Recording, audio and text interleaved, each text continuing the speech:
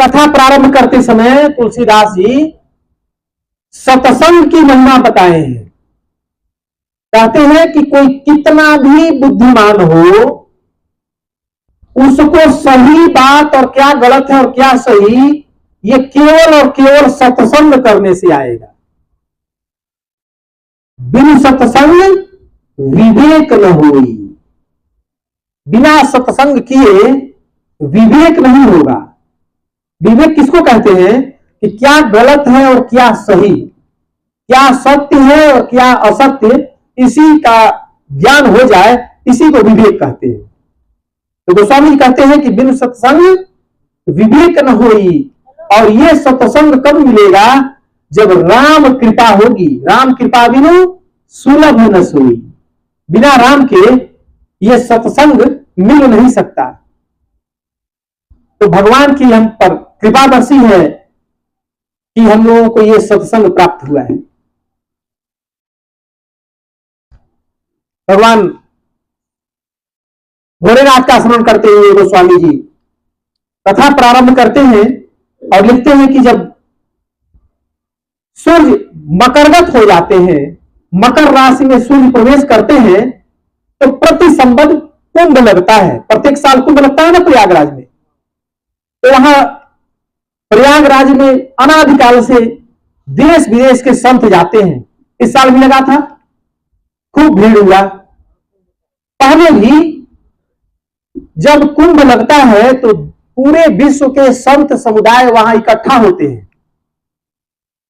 आज थोड़ा स्वरूप अलग हो गया हो भले, लेकिन उसका तरीका ये कुंभ क्यों लगता था कि संत समाज, विद्वान लोग वहां एक जगह इकट्ठा होंगे, एक माह तक सत्संग करेंगे और समाज के लिए क्या जरूरी है इसका निर्णय करेंगे। सबसे कहा जाएगा कि आप लोग देश में कोने कोने में जाकर, अनेक शहरों में जाकर इस बात का प्रचार करिए कि आज के समय में क्या उचित है, क्या करना चाहिए।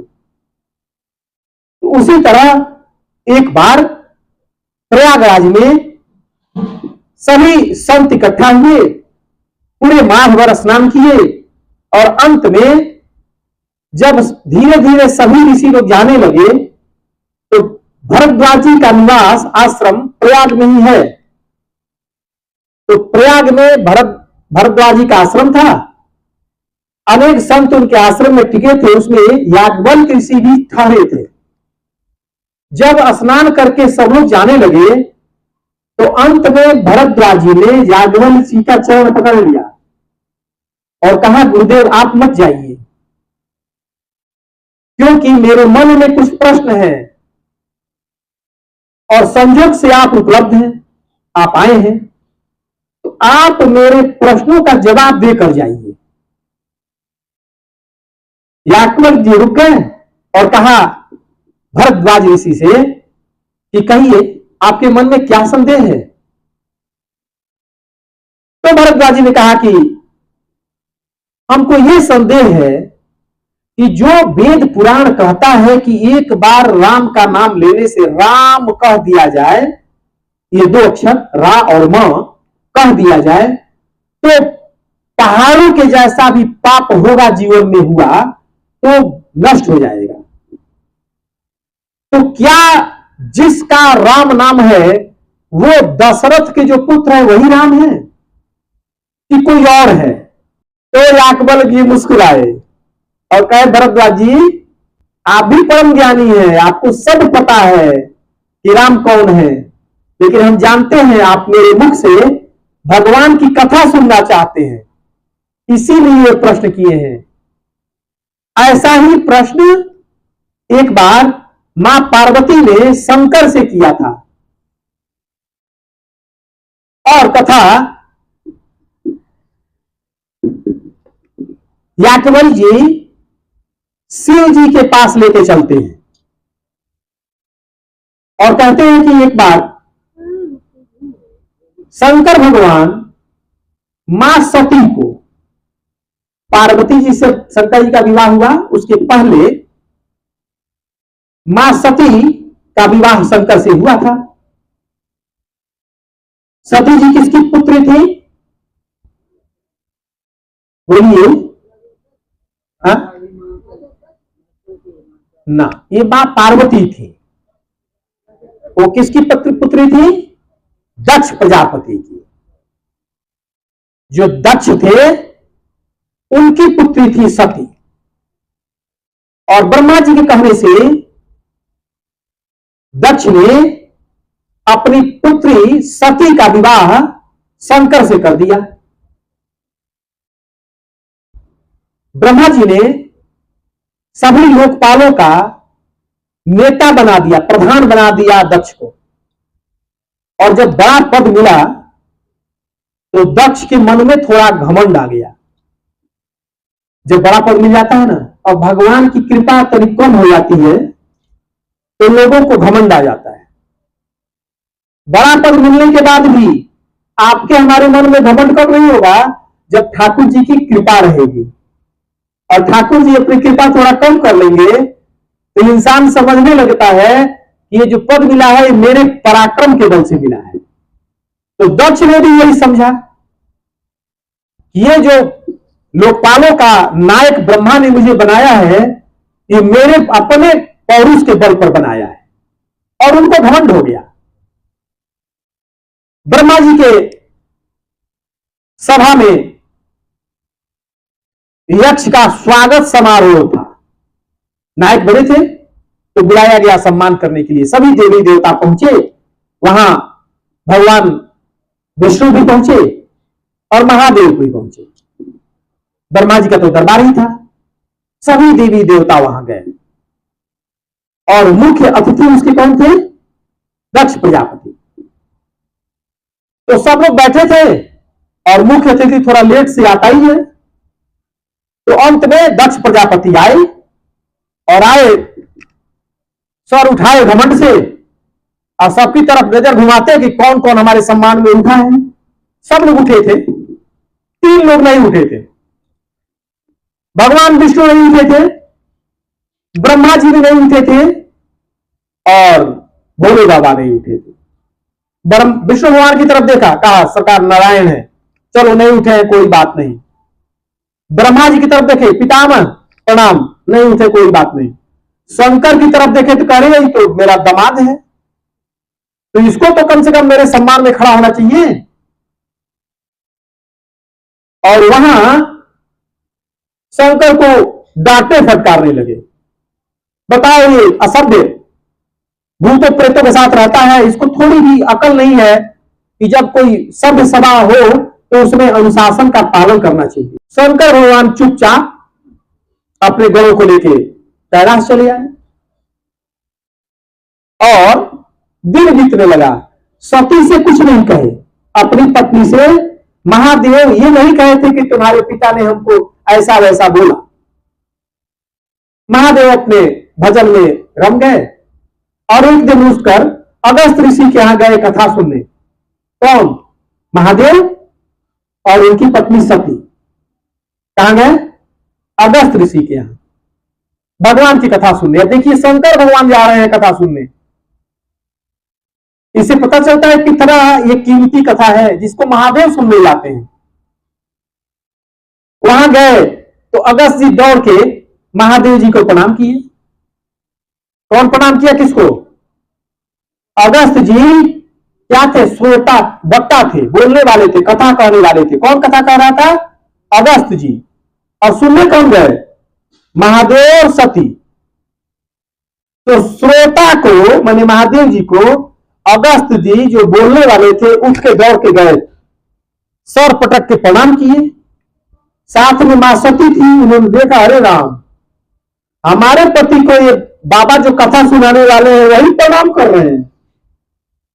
जैसे मान लीजिए हम कथा सुनाने आए, हम ही आपके चरणों पर लोट लोट के प्रणाम करें, वैसे ही अगस्त जी भगवान शंकर तो महादेव है ना, तो अगस्त जी तो जानते थे महादेव है, तो इस नाते शंकर भगवान को प्रणाम किए।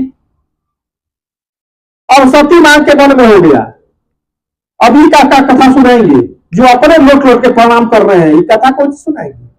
देखिए मन में मां सती के ये संदेह पैदा हो गया कि ये क्या कथा सुनाएंगे जो हमारे पति के चरणों में खुदे लौट रहे हैं।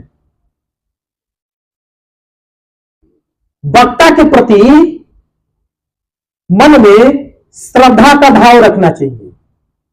हम उतर जाएं तो भले आप हमको कुछ भी कहिए, लेकिन जो भी यहां गद्दी पर बैठे वो किसी जात बिरादरी का हो, वो छोटा हो बड़ा हो, वो कैसा भी हो, जो यहां बैठ के आपको भगवान की कथा सुनाता है उसके प्रति जब तक आप कथा सुनिए अपने मन में श्रद्धा का भाव रखिए, तभी आप भगवान की कृपा प्राप्त कर पाएंगे। नहीं तो कथा सुनिएगा कुछ हाथे नहीं आएगा। यही हुआ मां सती के यहां। सती के मन में यह बैठ गया कि ये बाबा क्या कथा सुनाएंगे हो, ये तो हमारे पति के चरण में खुदे लेट रहे हैं। घमंड हो गया, थोड़ा संदेह हो गया कि हम श्रेष्ठ हैं। शंकर भगवान तो प्रेम से गए कथा सुने, मां सती ध्यान से नहीं सुनी क्योंकि मन में श्रद्धा नहीं थी। अब उसका परिणाम देखिए, कथा समाप्त हुई। कथा सुनने पर अब ये कह रहे हैं इसलिए नहीं कि आपसे हमको 1 रुपया लेना है, नहीं आपसे लेना नहीं, आपकी दक्षिणा जानते हैं क्या है। आप कथा सुनिए और जब हम अगली बार आए तो आपसे हमसे कहिए कि सरकार हम 1 लाख नाम जपे हैं, हम 2 लाख राम नाम जपे हैं, यही हमारी दक्षिणा है। यदि आप हमको दक्षिणा देना चाहेंगे 9 दिन कथा सुनाने के बाद, तो यही मन में संकल्प आपकी दक्षिणा है कि आप संकल्प करिए कि अब जब भी आप हमारे यहां आएंगे तो हम बताएंगे आपको, देखिए हम तुलसी जी की माला पर उंगली के गिरहों पर या मन में 1 करोड़ 2 करोड़ राम नाम जप चुके हैं, यही आपकी दक्षिणा होगी। ऐसे जो कथा कहे उसको श्रोता को कुछ दक्षिणा देनी चाहिए तो कथा का पूर्ण फल मिलता है, ऐसा लिखा है। तो शंकर जी कथा सुन रहे थे और कौन सुना रहे थे? अगस्त मुनि। तो जब कथा विराम हुई तो शंकर भगवान ने कहा गुरुदेव दक्षिणा में क्या दे, आप कुछ हमसे दक्षिणा ले लीजिए। तो अगस्त जी तो परम ज्ञानी थे, वो जानते थे कि जो बाबा कथा सुनने आए हैं इनके पास तिजोरी की चाबी है और उस तिजोरी में क्या है, तो भगवान की भक्ति बंद है। भगवान की भक्ति पानी हो, राम जी की भक्ति, सीता जी के राम जी के चरण में प्रेम पाना हो तो भगवान शंकर की आराधना करिए। जिस दिन भगवान शंकर प्रसन्न हो जाएंगे आप पर, उसी दिन उनकी कृपा बरसेगी और भगवान राम और सीता की भक्ति प्राप्त हो जाएगी। तो ये अगस्त मुनि जो कथा सुना रहे थे उनको पता थी ये बात कि भगवान महादेव जो कथा सुनने आए हैं इनके पास राम सीता की भक्ति रखी हुई है, उसके देने वाले यही शंकर हैं। तो अगस्त जी ने दक्षिणा में महादेव से भगवान की भक्ति मांगी। ये महादेव यदि आप कथा की दक्षिणा देना चाहते हो तो आप मुझे जुगल सरकार से सीताराम जी की भक्ति प्रदान करिए। और अगस्त जी इसके लायक थे ऐसा समझकर महादेव ने अगस्त जी को श्री राम की भक्ति प्रदान की। कथा का श्रवण कर महादेव और सती दोनों लोग कैलाश जा रहे थे और उसी समय ठीक भगवान श्री राम का जन्म हो चुका था। विवाह के बाद भगवान की इच्छा से वनवास प्राप्त हुआ और रावण मां जानकी के प्रतिबिंब का, उनकी छाया का हरण करके ले गया। भगवान लीला कर रहे थे मां जानकी को खोजने की। और उधर जब अगस्त जी के यहां से महादेव कथा सुन के आने लगे तो उनके मन में ये विचार आया कि कितना अच्छा संजोग है, भगवान यही नीचे कहीं मां जानकी को खोज रहे होंगे, यदि एक बार झलक मिल जाती तो कितना अच्छा होता। ये भाव महादेव के मन में आया और प्रभु श्री राम अपने भक्त के मन की बात जानते हैं। और आप सोचेंगे बाद में, उसको पूरा भगवान पहले कर देते हैं।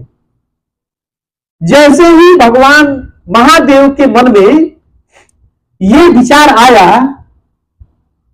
कि यदि ऐसा होता कि प्रभु की एक झलक मिल जाती तो कितना अच्छा होता। और ये सोचते ही वही स्थान नीचे आ गया जहां भगवान अपने भाई लक्ष्मण के साथ या सीता करते हुए, विलाप करते हुए सीता की खोज कर रहे हैं। भगवान को रोते बिलखते देखकर महादेव तो समझ गए कि भगवान लीला कर रहे हैं। मन ही मन भगवान को जय सच्चिदानंद जग पावन कह के प्रणाम किए। अब जब महादेव ने प्रणाम किया तो जो साथ चल रही है मां सती समझ गई कि अरे हमारे पति तो जगत बद्ध है, पूरा संसार इनकी पूजा करता है, और ये किसको प्रणाम कर रहे हैं। नीचे देखिए तो दो राजकुमार रोते बिलखते दिखाई पड़े। तो मां सती के मन में हुआ कि महादेव ये राजकुमारों को प्रभु कह के क्यों प्रणाम कर रहे हैं, ये कौन है। और भगवान शंकर सती के मन में होने वाले प्रश्न को समझ गए। कहे सती, जिसकी कथा तुम अगस्त जी के यहां से सुन के आ रही हो ना, ये वही प्रभु हैं जिनकी कथा हम लोग सुन के आ रहे हैं। वही प्रभु नर भेष में लीला कर रहे हैं। मां को भरोसा नहीं हुआ कि ना ना ऐसा नहीं हो सकता। यदि ये भगवान ब्रह्म राम है तो इनको तो पता नहीं होगा कि सीता का कहां है। रोते बिलखते क्यों रो रहे हैं, ये राम नहीं हो सकते। फिर मन में हुआ कि यदि ये राम नहीं है तो मेरे पति भी त्रैलोक्य के ज्ञाता है, त्रिकालदर्शी है, ये झूठा प्रणाम तो नहीं करते। भगवान शंकर कहे कि सती भरोसा रखो, यही हमारी इष्ट है। लेकिन सती को भरोसा नहीं हुआ तो शंकर भगवान ने कहा, यदि मेरे कहने से भी तुमको भरोसा नहीं हो रहा है तो जाके परीक्षा ले लो। और महादेव समझ गए कि शंकर भगवान कौन है, जगत गुरु है, उनसे बड़ा ज्ञाता कोई है नहीं। और जब वो समझा रहे हैं तब भी मां सती नहीं समझ रही है। इसका मतलब है कि प्रभु नहीं चाहते हैं कि सती समझे, श्री राम जी नहीं चाहते हैं कि सती समझे, इसलिए सती नहीं समझ रही है। और शंकर भगवान समझ गए कि होगा तो वही जो पहुंचाएंगे, वही से जो राम रचि राखा। और कह दिया कि सती, यदि तुम्हें संदेह हो तो जाके परीक्षा ले लो, तब तक मैं इसी वट वृक्ष के नीचे बैठकर तुम्हारी प्रतीक्षा करूंगा। सती ऐसा कह के गई कि हाँ आप ये ध्यान करिए, मैं भी परीक्षा लग जाती हूं। और गई तो वही सोचने कैसे परीक्षा लूंगी। तो उनके मन में आया कि ये दोनों अपनी पत्नी को खोज रहे हैं, सीता को। तो मैं तो जिसका चाहूं रूप बना सकती हूं। यदि मैं सीता का रूप बना के इनके सामने चली जाऊंगी और ये सीता सीता का के दौड़ेंगे, मिल गई सीता, तो मैं समझ जाऊंगी कि भगवान नहीं, और नहीं भगवान होंगे तो पहचान लेंगे। बस यही गलती कर दी मां सती, मां जानकी का रूप बना ली। और जिस रास्ते से प्रभु विलाप करते हुए रोते बिलखते आ रहे थे, आगे मां जानकी का रूप बना के सती बैठ गई। प्रभु से क्या छिपा है, मायापति है सरकार। सती ने मायापति के सामने माया किया, चला नहीं। प्रभु समझ गए कि ये जो जानकी का भेष बना के आई है ये मां सती है। लक्ष्मण जी भी देखे कि अरे सीता जी का तो अपहरण हो गया है, मां जानकी का तो रावण हर के ले गया है। लक्ष्मण जी कौन थोड़े थे, शेषा अवतार हैं। लेकिन बोले नहीं कि प्रभु ये कौन है, चुप लगा गए कि जब भैया नहीं बोल रहे हैं तो हम काहे बोले। प्रभु लक्ष्मण के साथ आए, हाथ जोड़ के कहे, माता आप अकेली जंगल में क्यों घूम रही हैं, और महादेव कहां है। अब तो सती समझ गई, अरे राम ये तो प्रभु है। जो हमारे पति महादेव कह रहे थे एकदम सत्य है। मैं उनका कहना ना मान के परीक्षा लेने चली गई। सती जी कोई सामान्य औरत नहीं है, वो भी तो महासती है, नामी सती है। मन में बड़ा अफसोस हुआ कि मैंने अपने पति का कहना नहीं माना। लौट के जाऊंगी तो क्या जवाब दूंगी। और इधर प्रभु सोचे कि थोड़ी और लीला कर दे, थोड़ा और प्रभाव प्रताप अपना दिखा दे, तो माया फैला दिया प्रभु ने सती के चारों तरफ। सती जी जिधर आंख उठा के देखती उधर ही राम जी, जानकी जी और लक्ष्मण जी दिखाई पड़ते। अब देखिए, जिस सीता का हरण हो चुका है, सती जी देखती कि आगे राम, बीच में मां जानकी और पीछे लक्ष्मण चल रहे हैं। इधर देखी तो इधर भी वही दशा, राम लक्ष्मण जानकी, पीछे जानकी राम लक्ष्मण, इधर चारों तरफ केवल राम लक्ष्मण जानकी। अब तो भयभीत हो गई, सर नीचे करके कांप धरती पर बैठ गई। सती को अनेक लोक देखा, सभी लोकों में अनेक शंकर देखे, अनेक ब्रह्मा देखे, अनेक इंद्र देखे, लेकिन सब जगह भगवान प्रभु श्री राम का रूप वही देखा। जब श्री राम ने देखा सती ज्यादा भयभीत हो गई हैं, तो प्रभु ने अपनी माया को वापस कर लिया। सती महादेव के पास गई। महादेव ने पूछा, सती आपने परीक्षा ले लिया? तो अब देखिए, यहां भी माता जी ने झूठ बोल दिया महादेव से। देखिए, गलती हो जाए तो उसको स्वीकार कर लेने में ही भलाई है। आपसे गलती हो गई, स्वीकार कर लीजिए, बहुत नहीं कुछ बिगड़ेगा।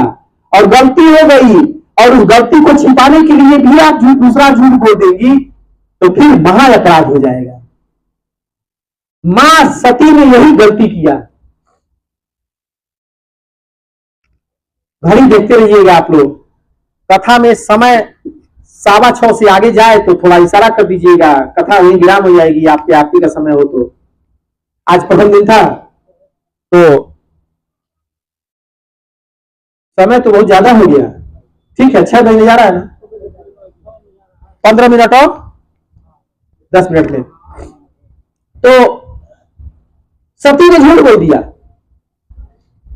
और कह दिया कि ना ना, हमको विश्वास था कि आप जो कहिएगा वो झूठ थोड़े होगा। तो मैं भी वहां गई ना, तो रास्ते पर विचार करते गई कि आप गलत तो कहे नहीं होंगे। तो आपने जैसे प्रणाम किया ना, मैंने भी वहां जाके वैसे ही प्रणाम किया और चलिए लीजिए। और किससे झूठ बोल रही हैं? महादेव से, जिनको सब कुछ पता होता है। महादेव ने सोचा इतनी जल्दी सती समझ कैसे गई? मेरे उतरे समझाने से नहीं समझी, रास्ते में कौन समझाने वाला मिल गया। महादेव ने आंख बंद किया, जैसे ही आंख बंद किया महादेव को सब दिखाई पड़ गया, सती कैसे गई, सीता का रूप बनाई।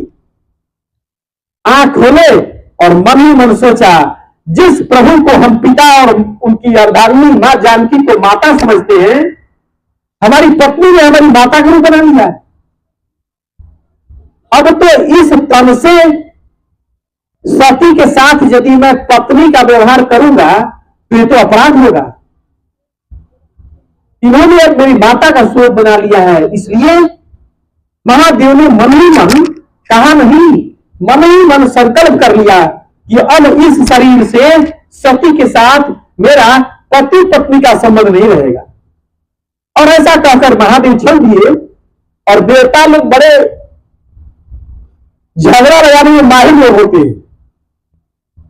जैसे ही शंकर भगवान ने संकल्प किया कि हरि इच्छा से देवता लोग ऊपर से आकाशवाणी करने लगे, जय हो जय हो, जय हो महादेव की, आपके जैसा यह संकल्प कौन कर सकता है? आप धन्य है, धन्य है। सती मां के कान में आवाज आई कि महादेव ने कोई संकल्प कर लिया है। पूरे रास्ते पूछी, बताइए ना बाबा, आपने क्या संकल्प किया है? लेकिन बाबा बताए नहीं। मां सती कुछ थी और शंकर बाबा कोई दूसरी कथा कहने लगते। कहते कहते कैलाश पहुंचे और आसन बिछा के ध्यान में चले गए।